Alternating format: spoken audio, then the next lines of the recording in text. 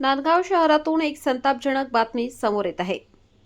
तुम्ही पाहत आहात गाव ते राज्य मराठी न्यूज चॅनल. सामान्य थकबाकीदाराच्या घरासमोर ढोल वाजवले जातात. मोठ्या थकबाकीदाराकडे प्रशासनाचे मौन का? नाशिक जिल्ह्यातील नांदगाव तालुक्यातून एक धक्कादायक आणि प्रशासनाला प्रश्न विचारणारी बातमी समोर येत आहे. नांदगाव नगर परिषदेला थकबाकीच्या मुद्द्यावरून मोठा आर्थिक फटका बसत असल्याचे समोर आले आहे.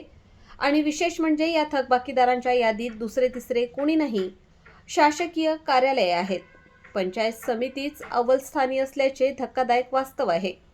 पंचायत समितीकडे तब्बल 4 लाख रुपये थकबाकी, तहसीलदार कार्यालयाकडे 1,55,000 रुपये, नांदगाव पोलीस स्टेशनकडे 80,000 रुपये, ग्रामीण रुग्णालयाकडे 75,000 रुपये थकबाकी असल्याचे समजते.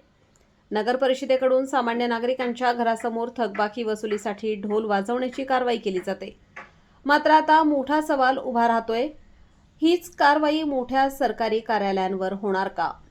पंचायत समिती, तहसील कार्यालय, पोलीस स्टेशन, ग्रामीण रुग्णालय यांच्या समोरही ढोल वाजवले जातील का? सामान्य नागरिकांवर कठोर कारवाई आणि मोठ्या थकबाकीदारांवर प्रशासनाचं मौन, हा दुजाभाव कधी थांबणार? नगर परिषदेची ही लाखोंची थकबाकी वसुली कधी होणार? कर भरा, सहकार्य करा, असे आवाहन नांदगाव नगर परिषद करनिरीक्षक प्रमोद पवार यांनी केले आहे.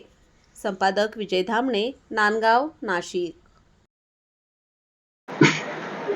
नांदगाव नगर परिषदेची मार्चचा शेवटचा आठवडा चालू आहे. वसुलीचे काम हे अंतिम टप्प्यात चालू आहे. तरी सुद्धा शासकीय कार्यालयांना वारंवार चक्रा मारून सुद्धा शासकीय कार्यालयाची जवळपास आपल्या वसुलीच्या 17 ते 18% वसुली ही बाकी आहे.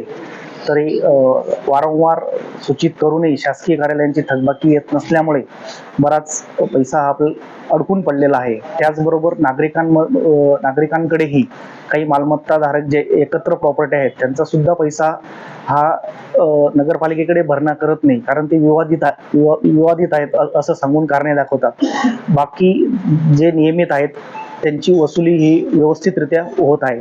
पाणीपट्टी मध्ये सुद्धा हाच प्रॉब्लेम आहे.